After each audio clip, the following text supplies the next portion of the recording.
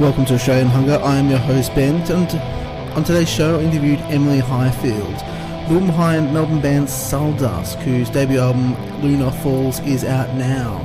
This was really exciting because she's been on my list ever since the show started. I was aware that she was working on an album, and it finally came out and I got an opportunity to talk to her, and it was really exciting because basically her music is right up my lane. I mean, Agalock, neo-folk, black metal, that kind of stuff. I mean, it's basically my ideal form of music, or at least one type of my ideal form of music. So that soon. Before we get there, I want to talk briefly about a band called Batushkas, and I don't know entirely if I pronounced that right. I've tried to kind of look it up ages ago when I was trying to get their name right in my head, because they're Polish, and I've got no idea, but that's about as close I think I'll ever get. The reason I'm talking about them is, unfortunately, there's two current versions of the band. One contains a founding member and guitarist, and the other is led by their former vocalist, if you consider that founding member and guitarist band the legitimate band. So apparently the vocalist-led one has been ordered to stop by a Polish court, but despite that, they're going ahead with a release through Metal Blade. The guitarist-led one has just released a new track. So there have been many circumstances in which bands are going on two different tracks based on two different sets of members. I don't think I've ever seen one which is going so clearly side by side, parallel, where both are actually working on music which is going to be released, which is really odd. But it's kind of sad to see these splits, these divisions between members. And though not all are as extreme as this, we do see a lot of disagreements, clashes between members of bands, and it's really sad to see, because I guess it's inevitable, because people that are passionate and creative are going to have these kind of clashes if their visions don't quite meld. But it is sad because these people, theoretically, the union of their consciousness, their creative potential is what really generates things that we enjoy. And it's unfortunate to see them not get along, or at least not continue to put out creative music in the way that we really want to see. You know, obviously bands split up, members quit, you know, then there's good reasons for that. But when members are continuing to put out music, but they have to split up and they're just basically working on the same thing, that is quite a sad thing to see. It's really unfortunate, but not surprising. I really hope we can at least see some productive output out of this, like their debut Liturgia, which is really a stunning combination of religious music and extreme metal. Another kind of thing that's really up my track. Those kind of tones combined with extreme metal. So I don't know, but that's definitely something to keep an eye out for. I haven't listened to the track that they've released, actually, because I tend not to do that, but it's definitely something I'm excited for. Their debut is stunning. It combines those two types of music in a way that I haven't seen that much of, and I think that really has a lot of potential. If I was a better musician, that's basically something that I'd be doing. I mean, let's be honest, it's something I have tried and failed at. But anyway, so Emily Highfield, had a really good chat with her about the band. One of the really interesting things about doing some research and talking to her is kind of her background. Came from not necessarily the background that you would expect. She was in a thrash metal band, and, you know, given sort of like, we always create these kind of ideas of bands which we don't quite have concrete knowledge about. We imagine that this is something they've always been passionate about, so it's something that always is interested in them. But no, it's something that she sort of come to subsequently, after a kind of musical journey had begun, the sort of desire to create this sort of music.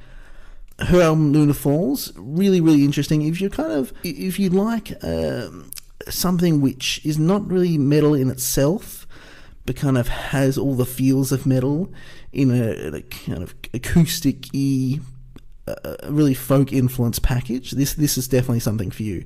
They're also going to be supporting Elvati in Melbourne this Saturday on the 18th. I could think of no kind of better combination of bands which merge folk and metal. So the tracks that I played during the interview are Solus Ipse, don't know if I'm pronouncing that one quite right, but Aphasia and Catacombs. This is Emily Highfield.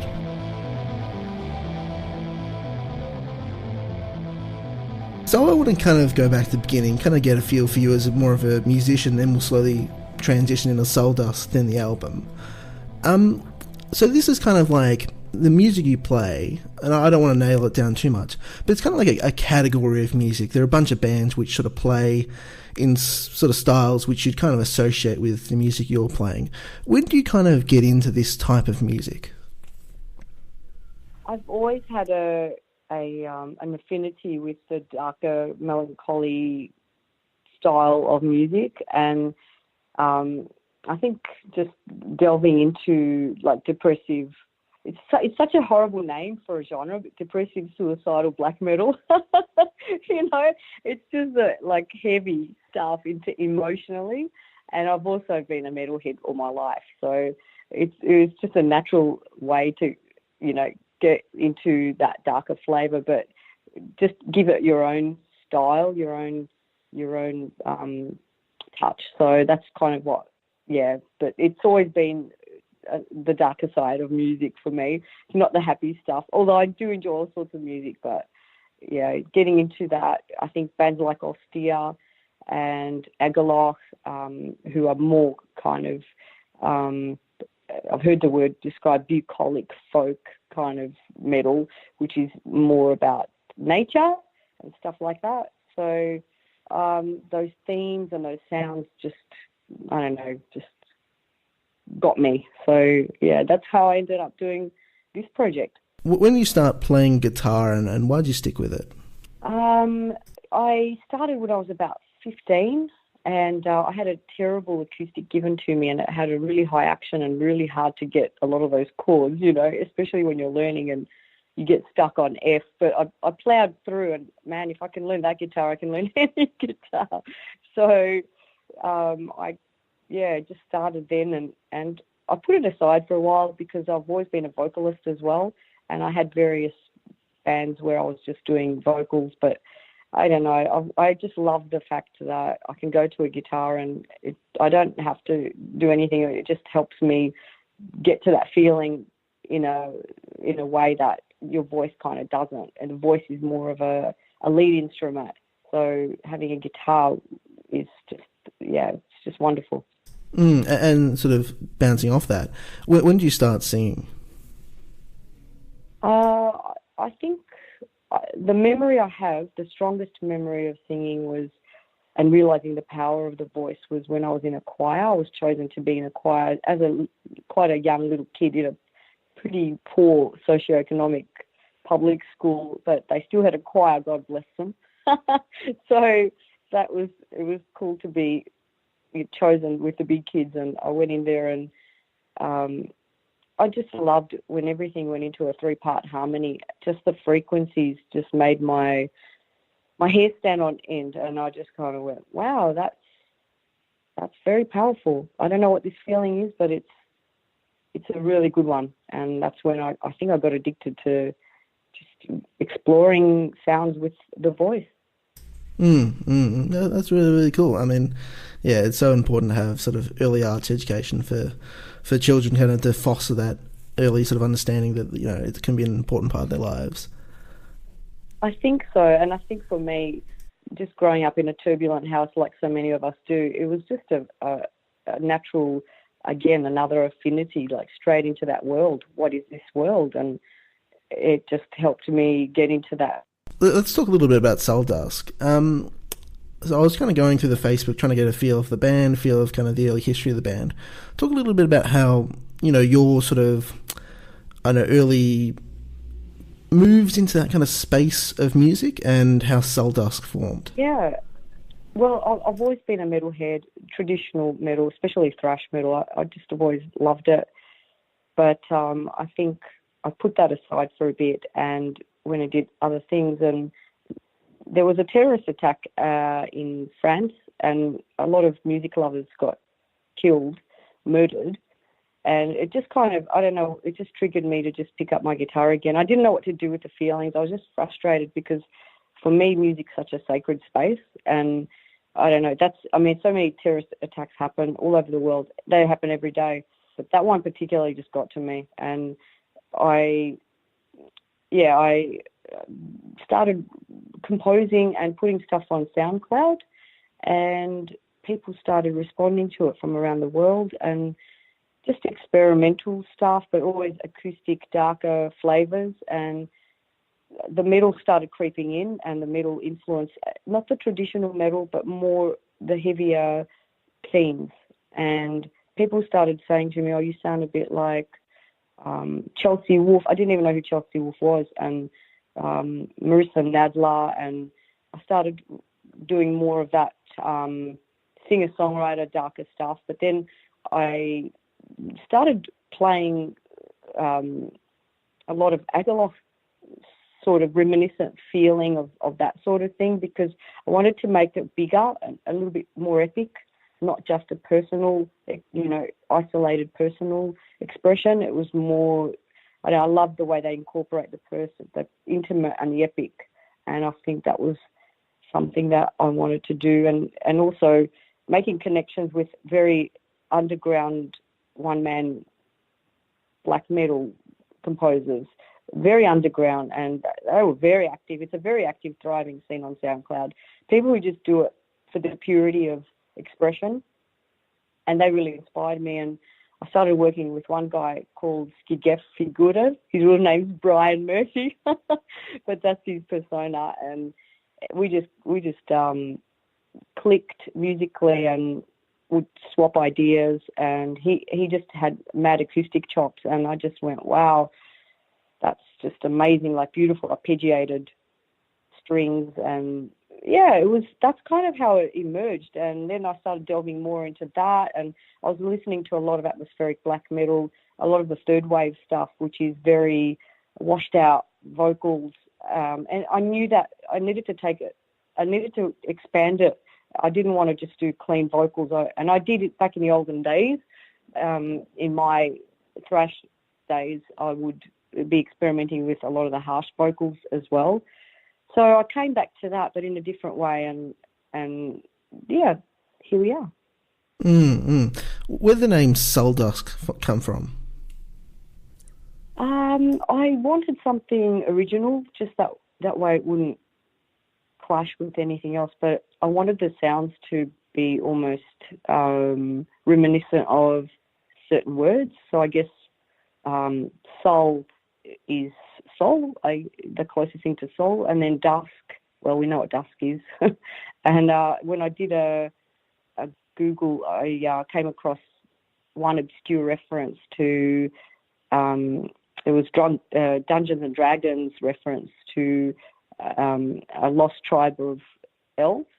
So I liked that idea of the lost tribe of wild elves, and also the idea of dusk as being just that time of day which is between light and dark.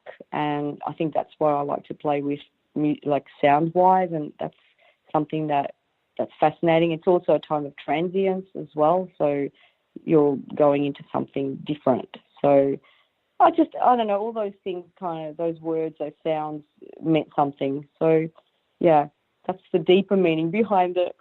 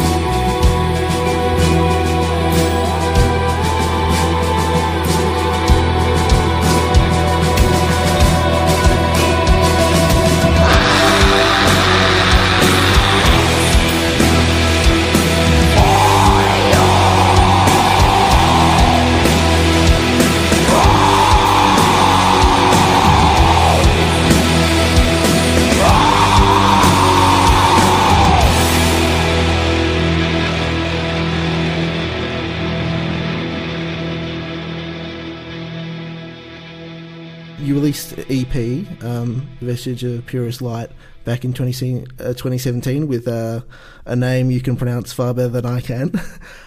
It's a hard one. Yeah. Yes, figured, yeah. When did this when did this album start to take shape?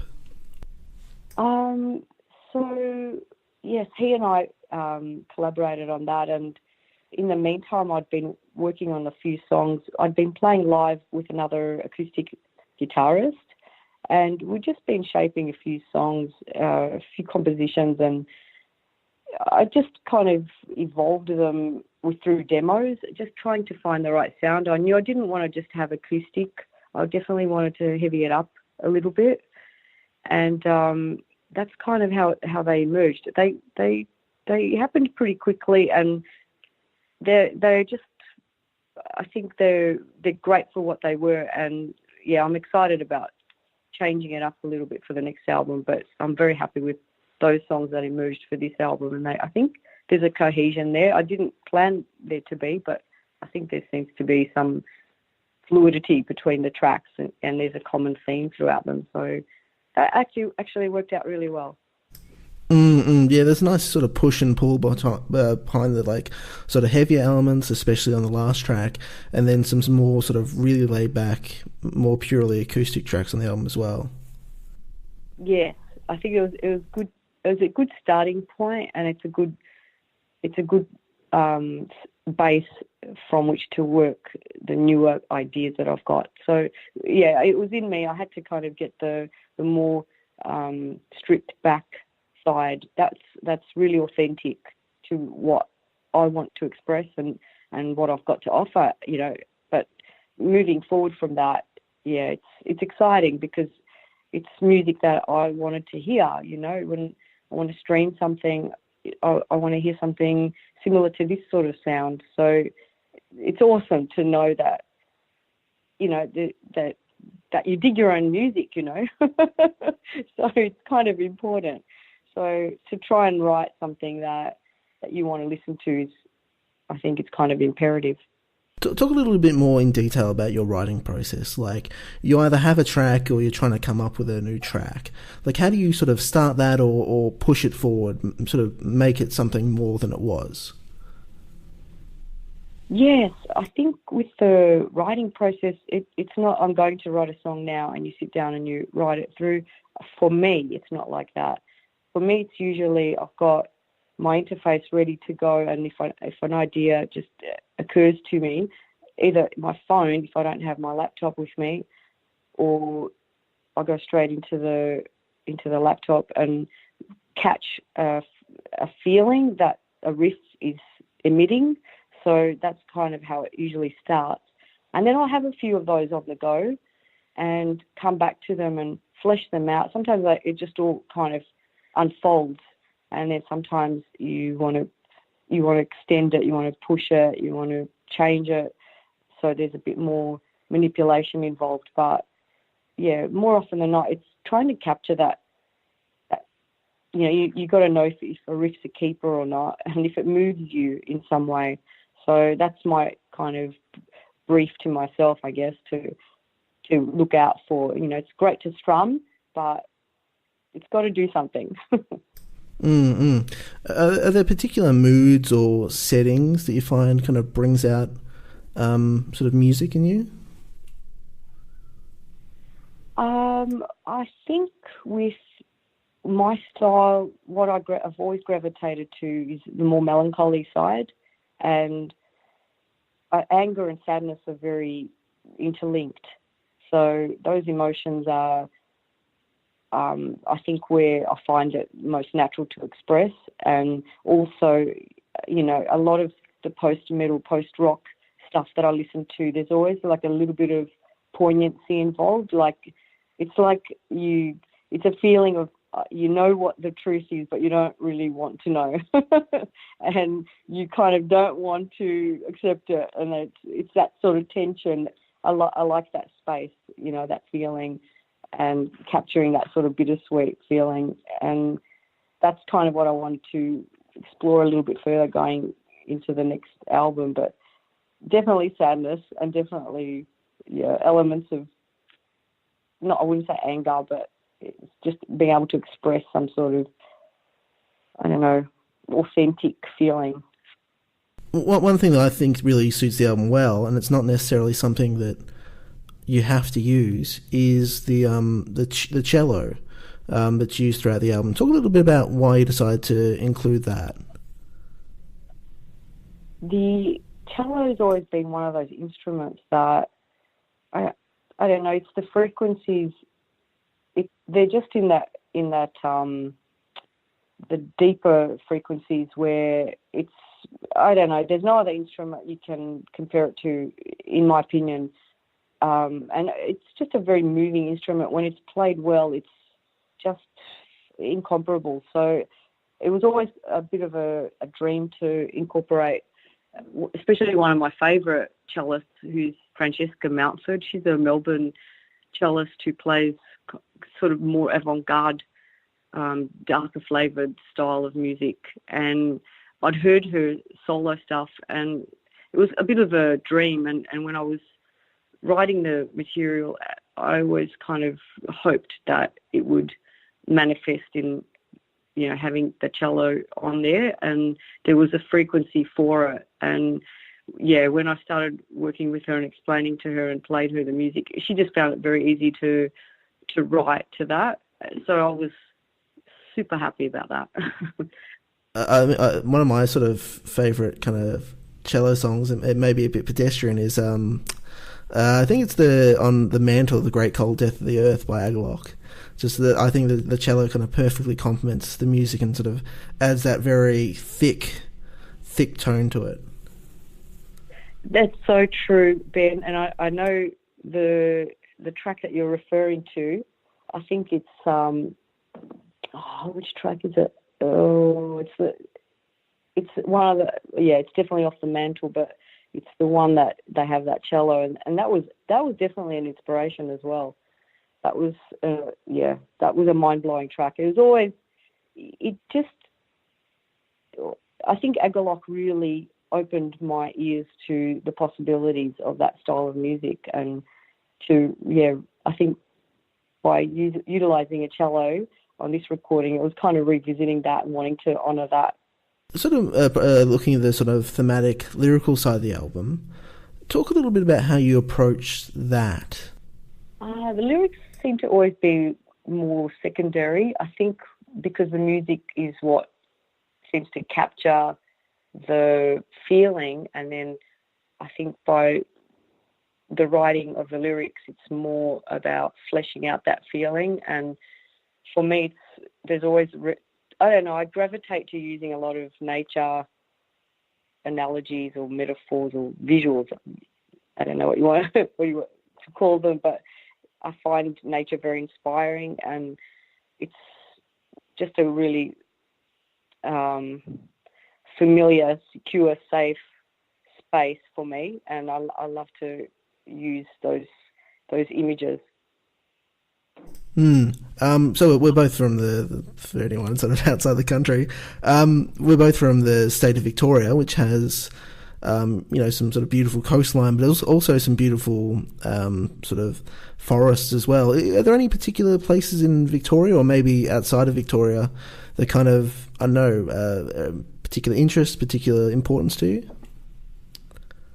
Very much. I live close to the Yarra River, and even though it's,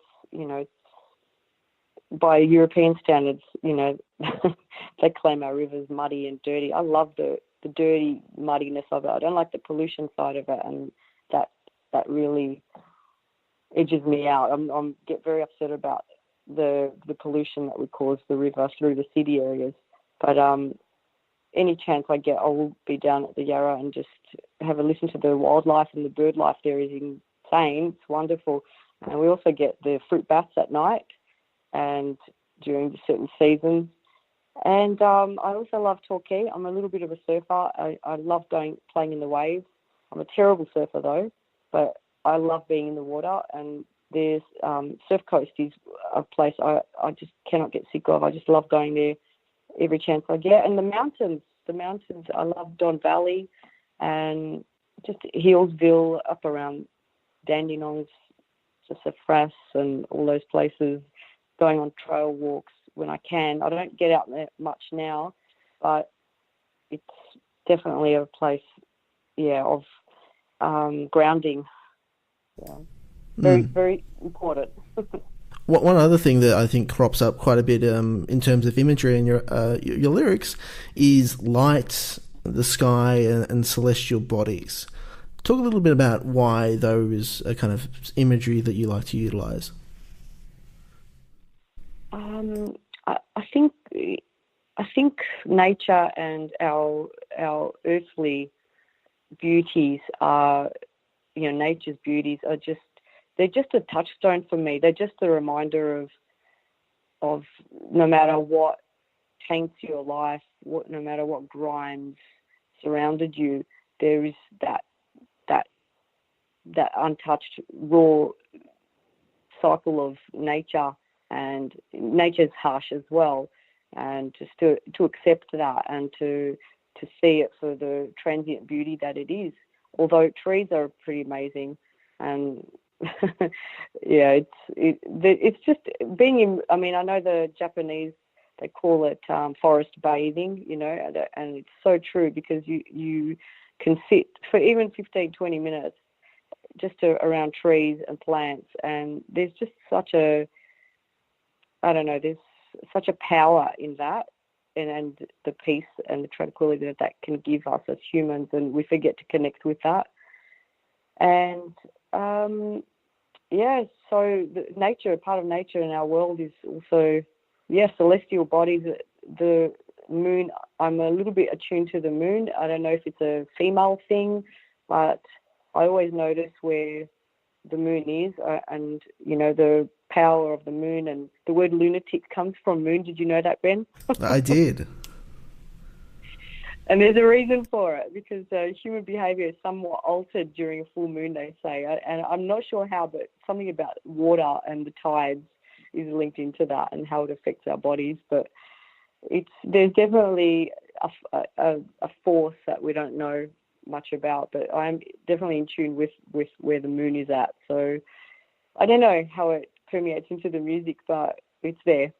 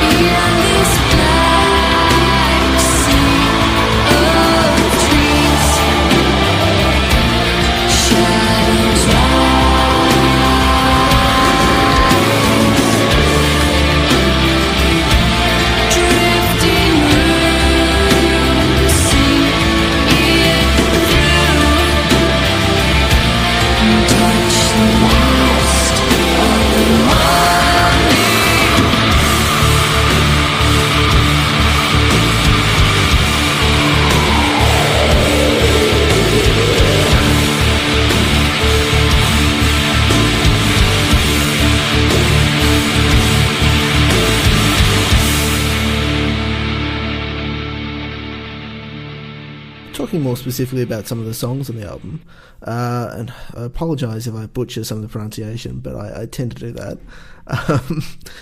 So feel free to butcher away. So Drogue or Drogu or... No, would you believe it's just Drogue, that one? Oh, cool. I got it the first time.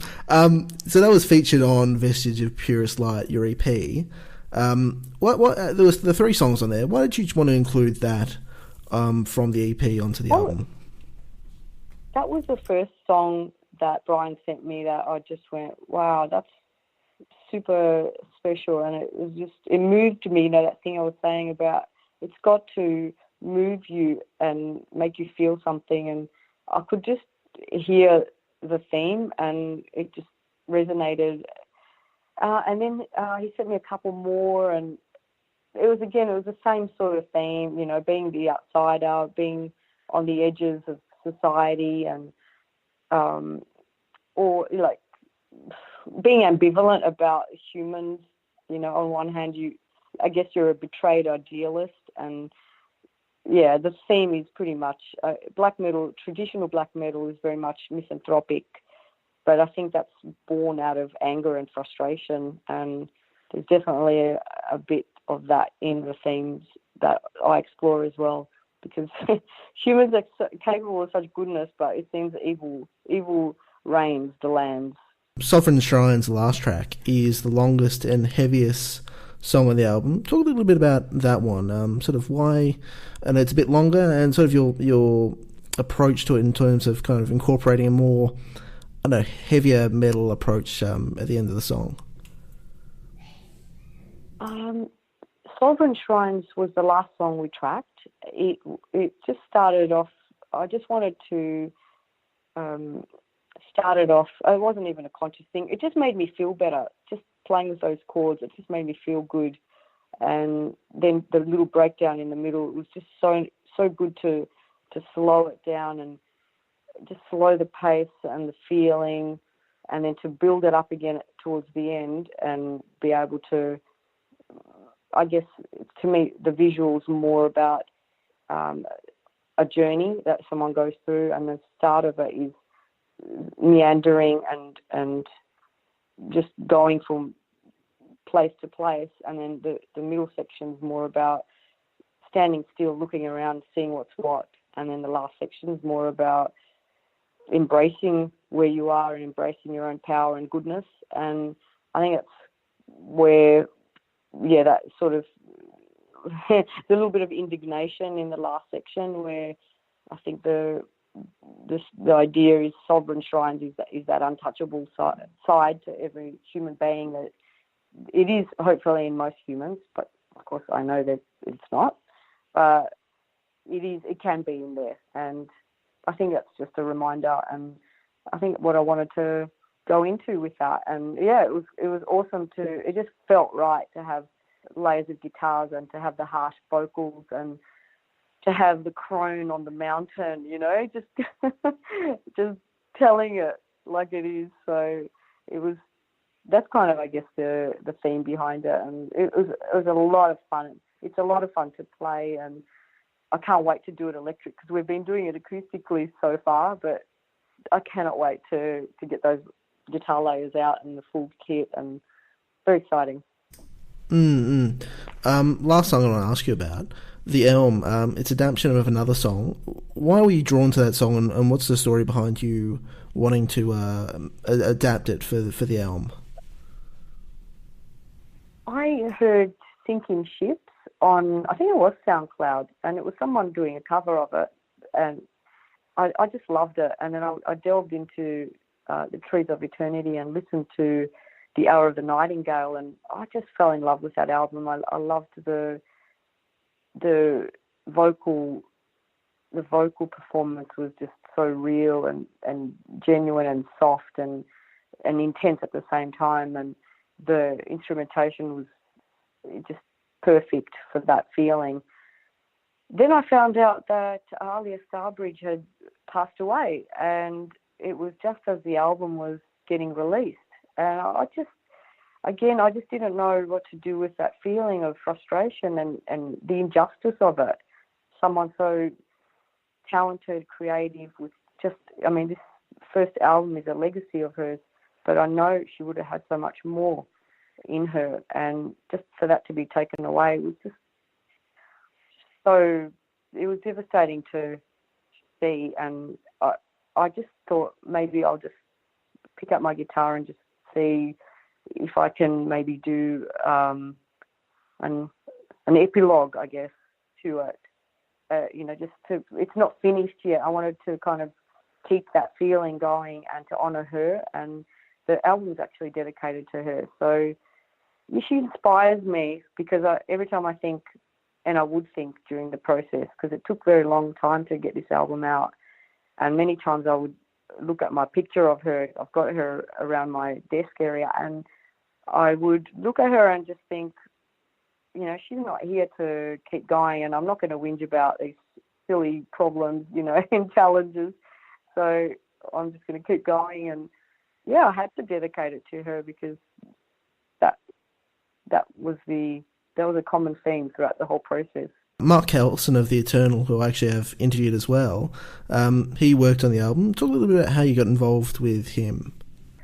I've always admired Mark as a performer and composer, and then I found out that he was a producer, and when I was ready to start working with a producer, as soon as his name appeared before me, I just went, wow, okay, I think this is the right person, because he would understand the aesthetic I was going for, and I think I was right, because he just knew, he just had the experience, the professionalism, and I could convey things to him, like certain things were concepts, and then together we would work them out, and it was just a very easy working relationship, and he totally understood it.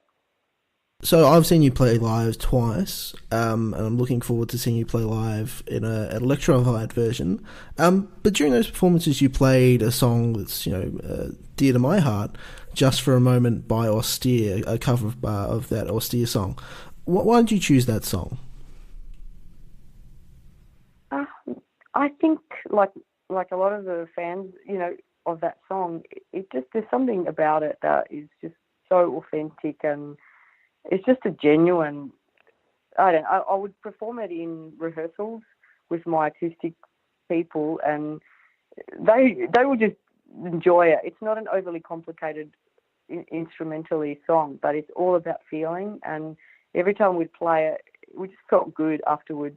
Even though it's such a sad kind of space, it just feels so cathartic. It's that old saying, it's like better out than in, and it was one of those songs, and we had so much fun playing it at rehearsal that I said to the other musicians, how about we do this live? And I think the crowd always seemed to respond to it, and Tim Yatras and I have spoken over the over Facebook Messenger, and I've collaborated with him on something recently, and he's just a real inspiration and hero. So, when we actually got in touch when I asked him permission to perform the song, because that's one of the things that is a little bit disappointing at the moment. There's like a few allegations on YouTube that I plagiarized the Elm, and I would never steal another artist's work, and especially not do it without their permission. And I was very lucky that Yuha from Swallow the Sun, who was in Trees Eternity, when I asked him for permission, he not only did he give me permission, but he gave me a blessing to do it, and has shared news of the album on his Facebook page, and I've found it overwhelmingly kind. And I think with Tim Yatras, he was very kind to let me perform that song, and I kept asking him every time we'd play, I was like, is that okay to play your song? And he would say, yes, you don't have to ask me anymore, it's fine, you can play it. So it was just an excuse to speak to someone I really respect, so it was all good. Yeah, definitely. I'm going to start. I think he's got. I think it might be Germ or some other project that's coming out soon. So yeah, I'll definitely start trying to hassle him to get another interview with him when that comes out. Yeah, he's a really nice guy. He's lovely, and he's just so musically.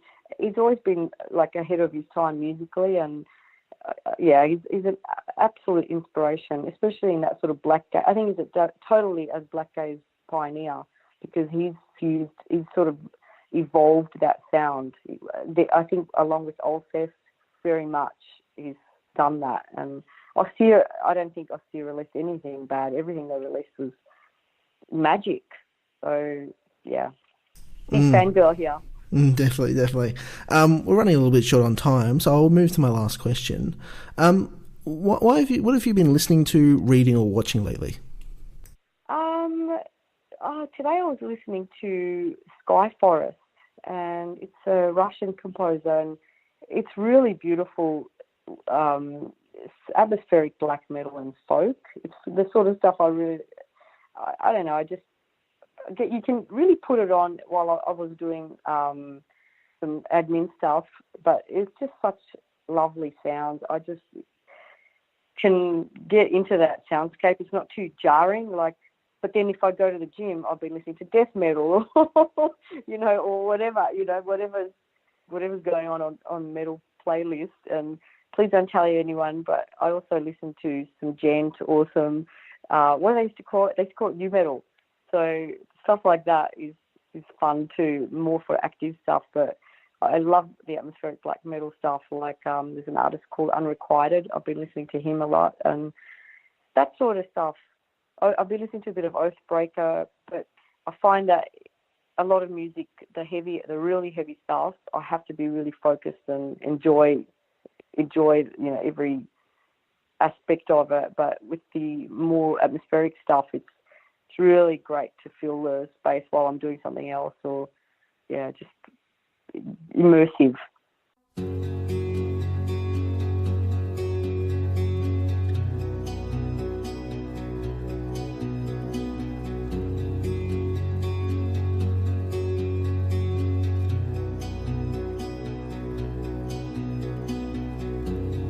Born of autumn storms and stars, to come so far, seeking comfort in the dream. Behind your eyes, sacrifice, stars to die, to survive.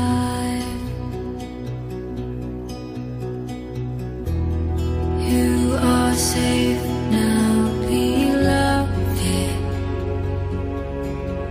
in the mist. Now we await in the river of grief. We were drowning by the rich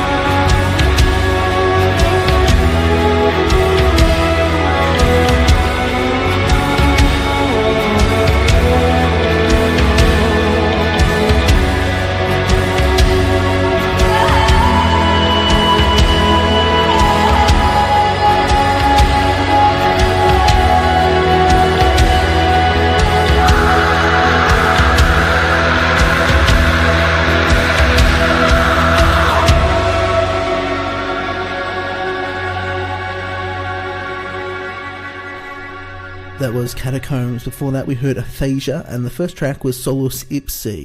They are all from the album by Suldusk, Lunar Falls. Thanks again for Emily chatting to me. It's really been exciting to kind of tick that one off my list because it's been on there the longest.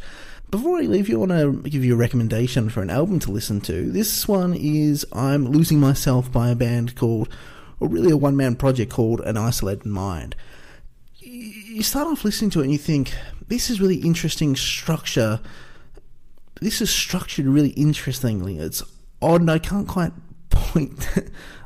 nail down what it is exactly it's doing because I don't have the musical training.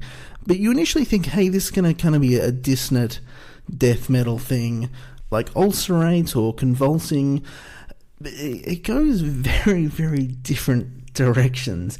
It has a lot of tangents in a way that means it's not quite an album which you would consider like, hey, it's a dissonant death metal, but it does other stuff. No, it's an other stuff album with a little bit of dissonant death metal, kind of technical whateverness in it. It has chamber music, synths, post-rock, ambient. In fact, it finishes with a 20-minute ambient track. It's one of the more interesting albums I've listened to recently, and I really recommend you check it out.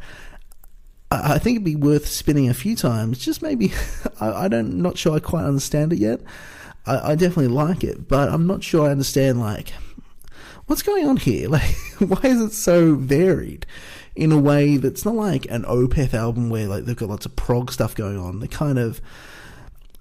kind of consistent tone, but this goes in a lot of different directions, and it is interesting to see them all pulled off so well. So that's I'm Losing Myself by An Isolated Mind. If you want to get in touch with me, obviously you can.